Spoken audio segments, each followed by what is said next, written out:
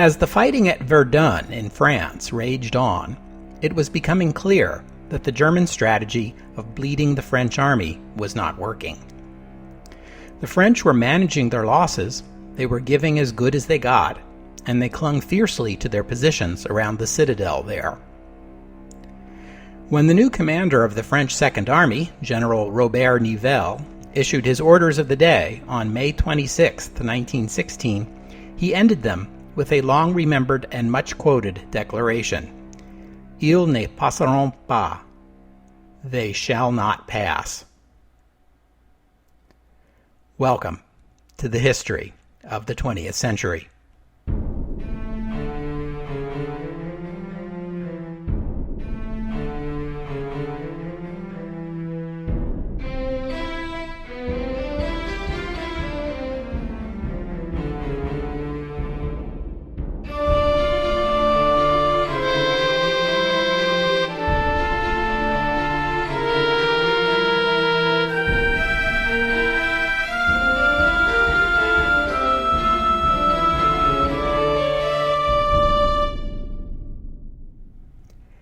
Episode 122, They Shall Not Pass. This is the second of 4 episodes on the military developments in the Great War in 1916. As you recall from last week, the Verdun offensive was turning into an embarrassing failure for Erich von Falkenhayn, the Chief of Staff of the Imperial German Army. The French were clinging to Verdun and refusing to surrender the position, more out of pride than out of any real military necessity.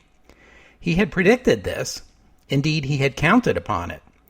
But the French just weren't dying in the numbers he had hoped for, and they were inflicting comparable casualties on the Germans.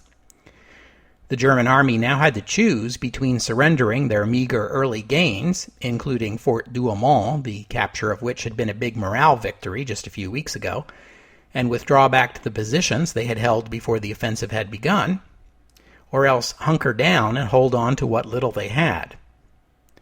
This first choice was deemed too embarrassing, so they chose the second. Unfortunately for the Germans, this forced them to defend unprepared and exposed positions against a ferocious French counterattack.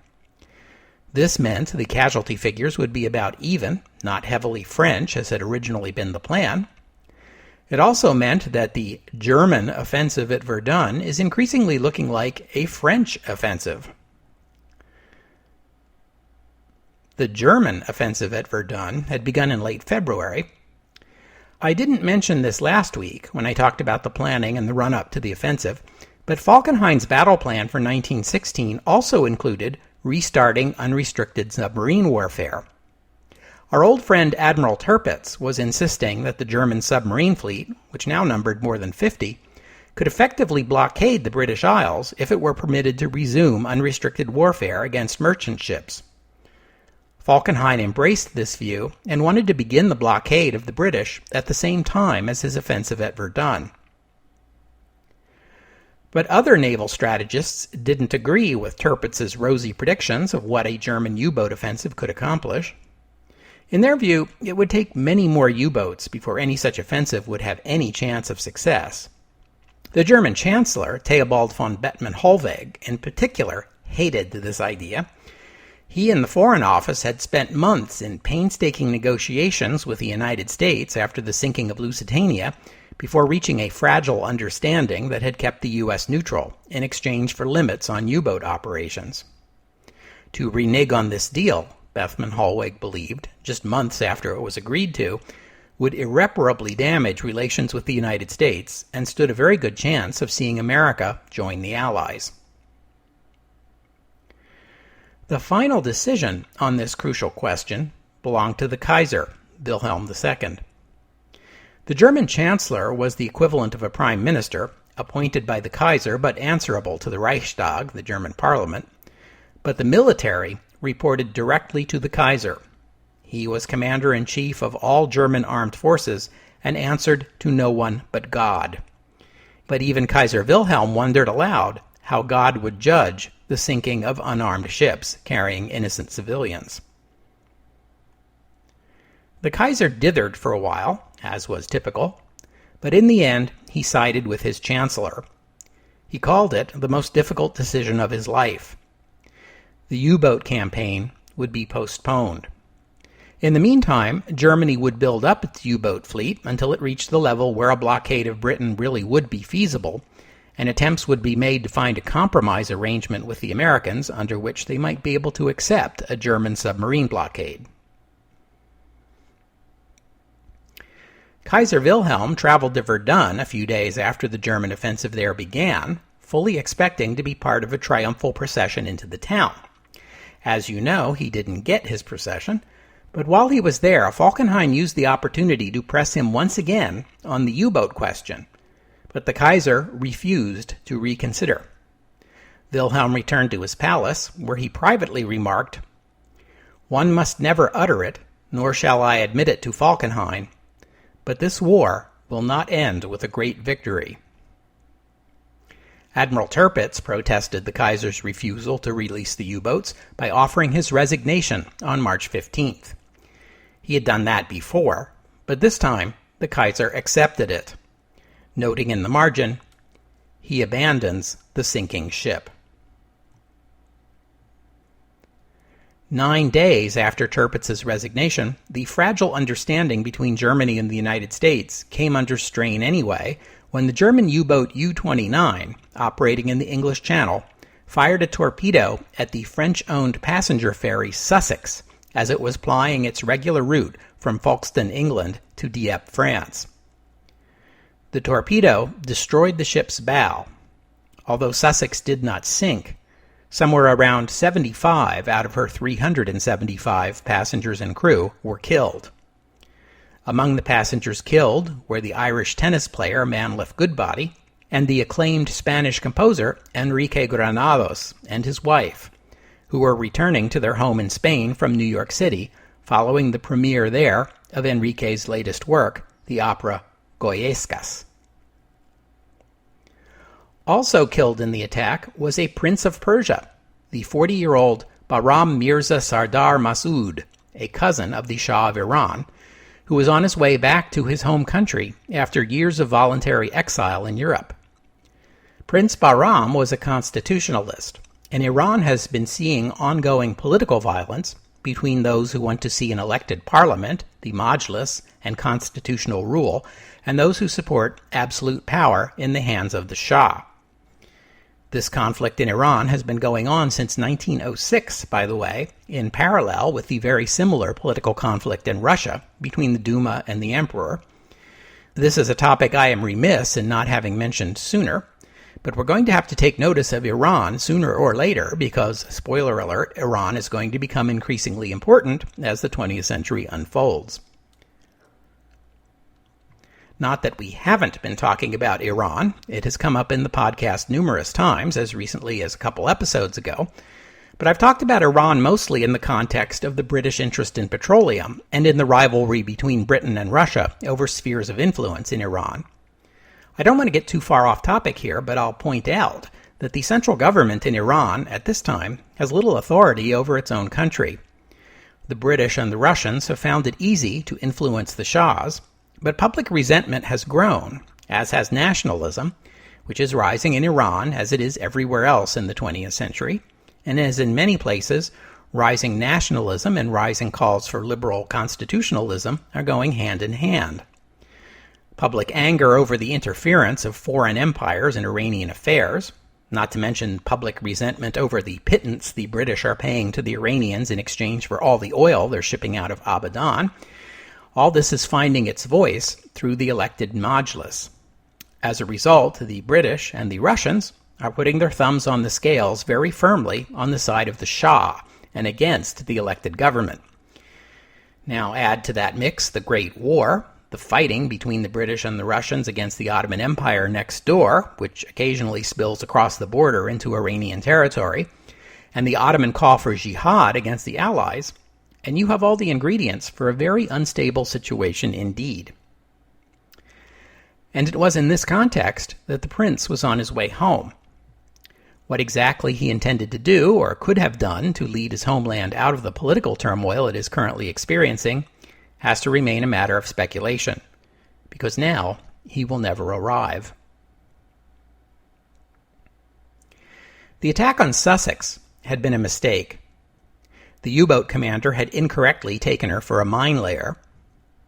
There were a number of American passengers aboard her at the time. None were killed, although some were injured.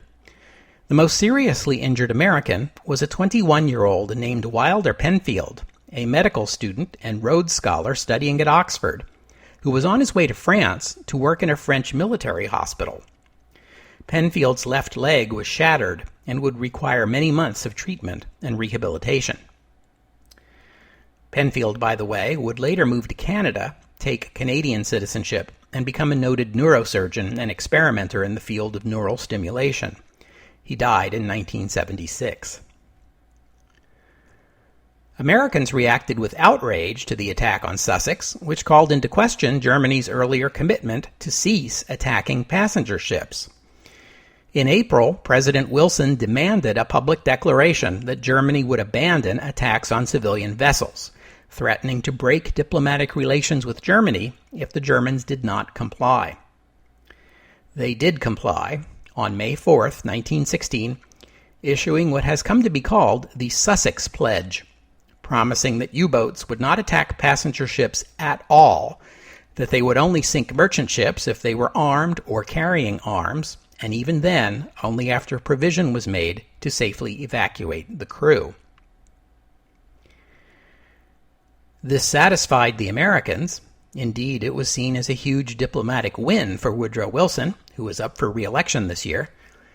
But it left Germany's naval planning in tatters. The limits publicly agreed to by the German government made Germany's goal of using her U-boats to set up a counter-blockade of Britain all but impossible. So the German Navy turned its attention back to the prospect of using U-boats in the North Sea against the British Grand Fleet. The Navy was also finishing up the upgrades to the battleships of the High Seas Fleet.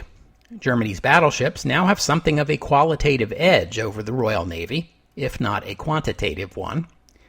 Perhaps it was time to try again to lure the British into a trap.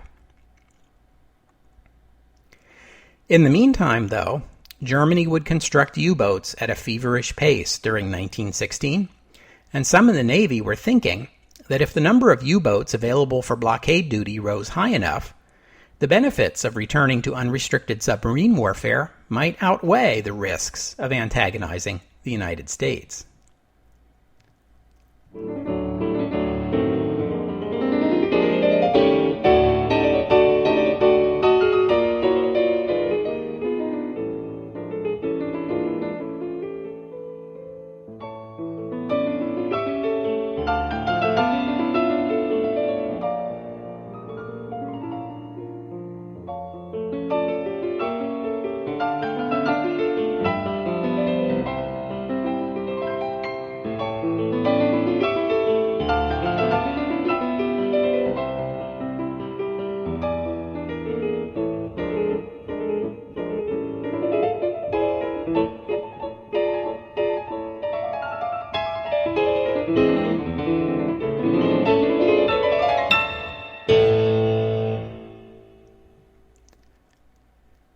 The Russian army had been battered pretty badly in 1915, and few military strategists in Germany or Austria expected much out of Russia in 1916. You'll recall, though, that the British and the French were planning an offensive on July 1st, and were looking to the Russians and the Italians to begin offensives of their own at about the same time, the idea being to press the Germans everywhere at once and neutralize the German advantages of a central position and a well-developed rail network that allowed rapid shifting of German forces from one place to another. The Russians agreed to help, in spite of the condition of their army. In fact, it has to be said that the Russian military during the Great War showed a steadfast, one might even say touching, loyalty to their French allies throughout, often shouldering difficult burdens merely to ease the pressure on France. But then, as you know, the Germans unleashed their Verdun offensive. Now the carefully laid plans for a summer offensive were out the window, and the French were crying out to Russia to do something right away to distract the Germans. The Russians responded with an offensive in mid-March. But before we get into that, I want to say another word about the names of military formations. I went over this at the beginning of the war when I explained about divisions and how divisions make up corps and corps make up armies.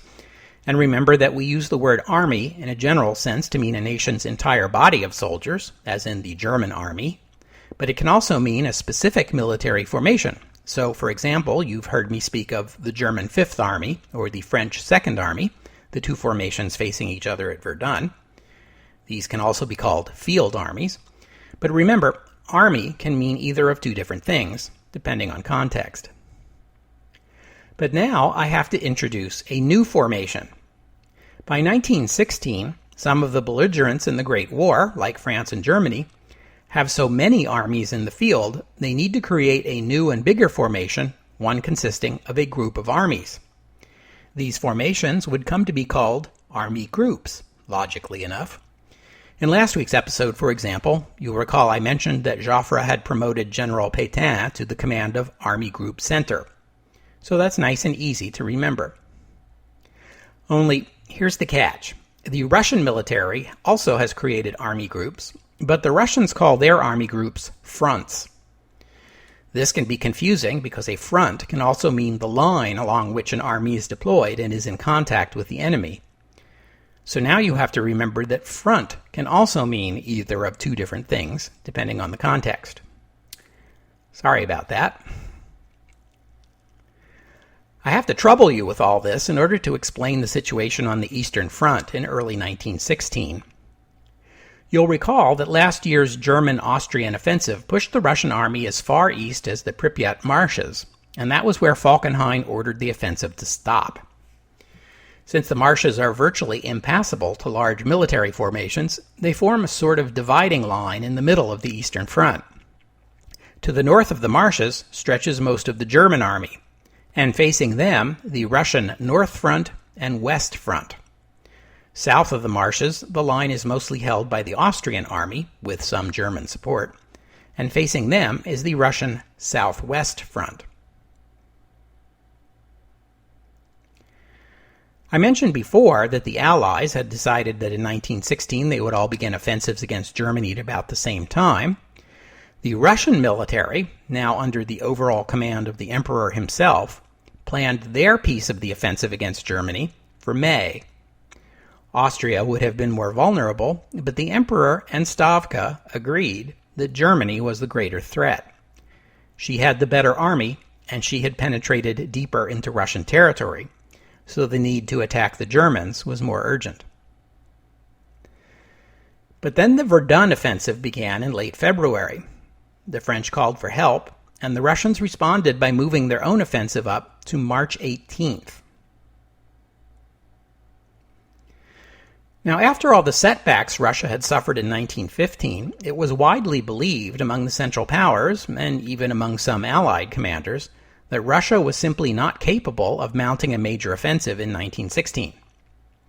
But the Russians had put the winter months to good use, reinforcing and resupplying the North Front and the West Front. Now they held the numerical advantage there. More Russian soldiers had rifles than ever before, and there were more shells for the guns, as Russia ramps up its industrial production for the war effort, although there's still not quite enough of everything to go around.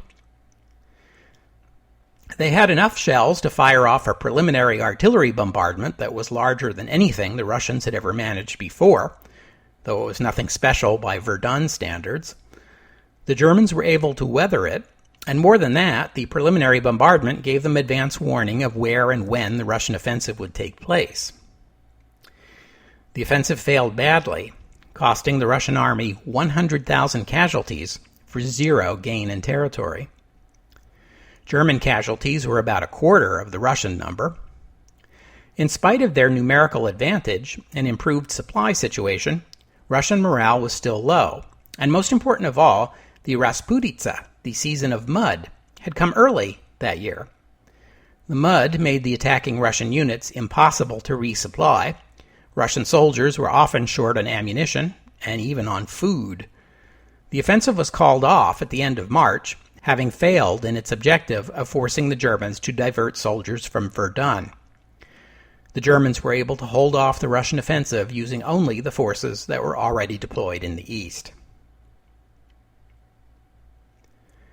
The Russians used the rest of the mud season to rest and resupply the army.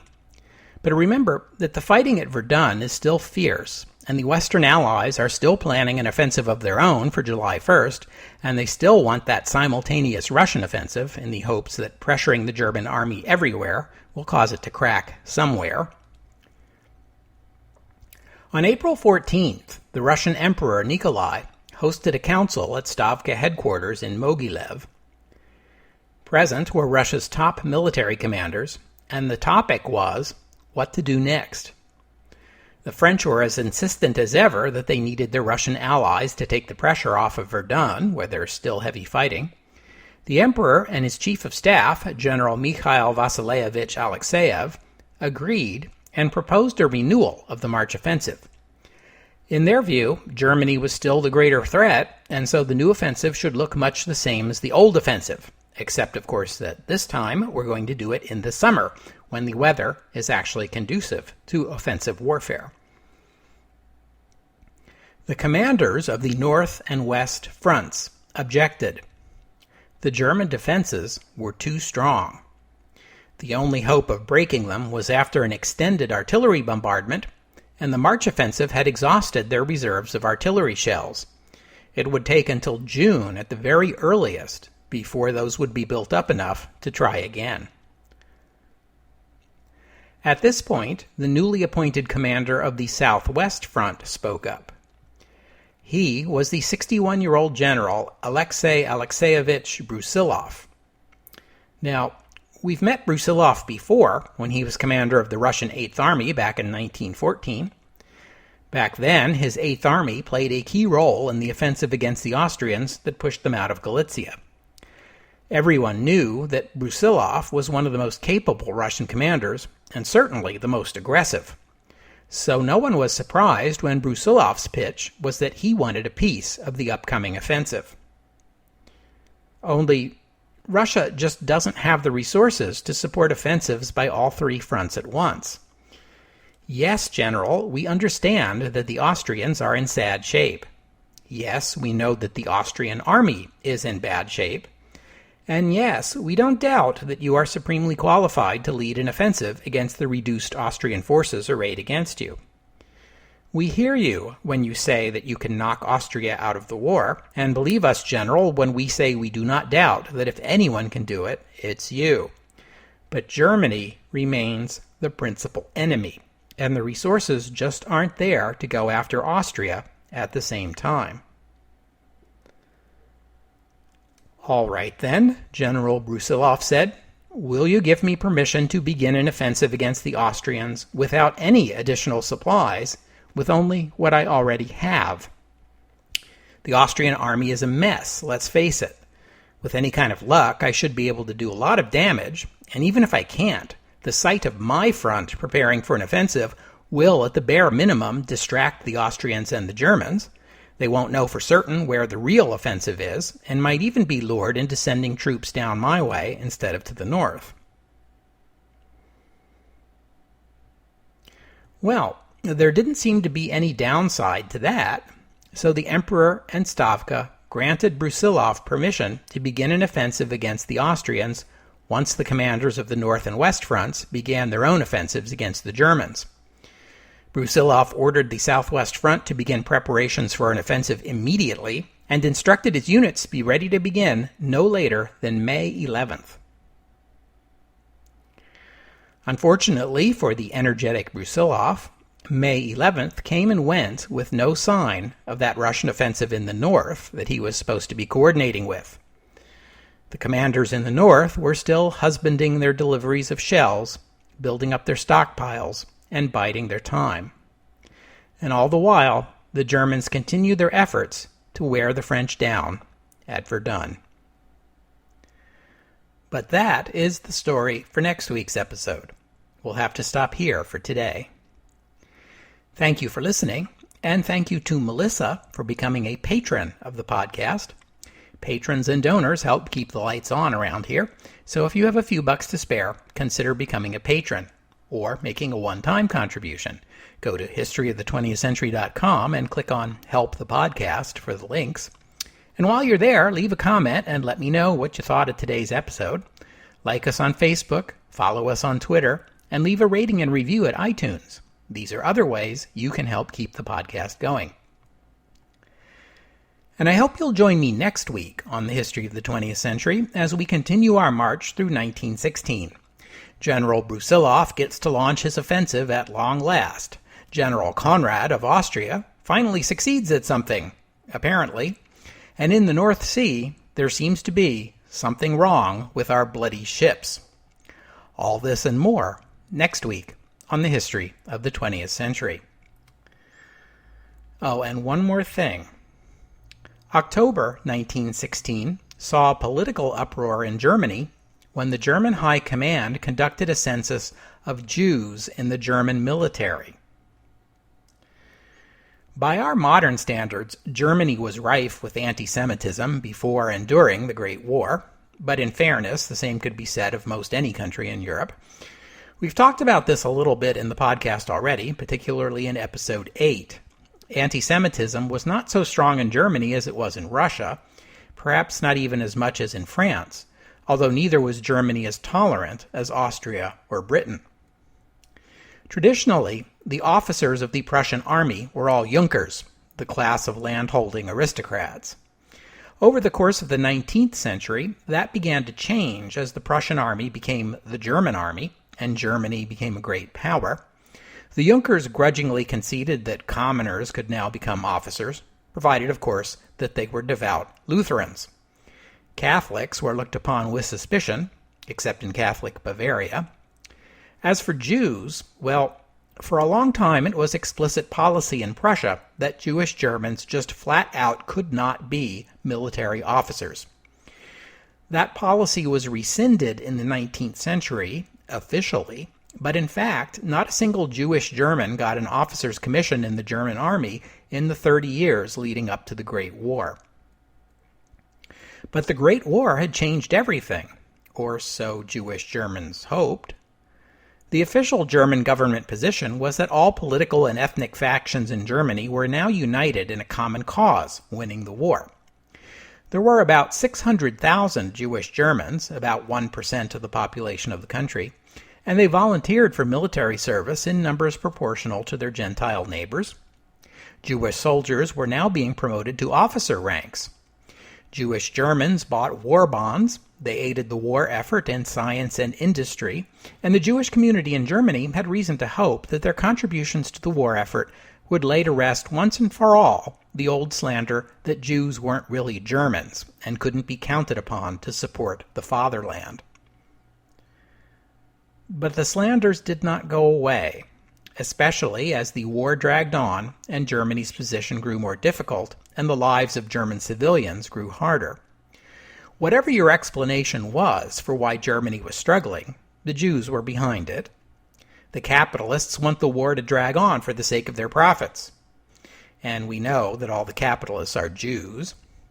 The socialists and pacifists undermine national morale. And we all know that the socialists and pacifists are Jews. The liberals keep pushing for more democracy, which breeds national discord. And we know that all the liberals are Jews. And so on. There were persistent accusations, too, that Jewish Germans were dodging conscription and shirking national service. In fact, by 1916, 3,000 Jewish German soldiers had already fallen in battle, and over 5,000 had been awarded medals, and these numbers would both quadruple before the war's end. But these facts did not silence the accusations. In October of 1916, the war minister ordered a census of Jewish German soldiers, which created such a political uproar that the minister was replaced by the end of the month. But the census was completed anyway, much to the distress of the German Jewish community, even after the government announced that the results showed that Jewish Germans were defending the nation in numbers proportional to everybody else's. But neither did the government release the underlying census data, leading the anti-Semites to charge the government with a cover-up. For Jewish Germans, those high hopes of 1914 were dashed, replaced by a fear that Jews may never be accepted as fully German.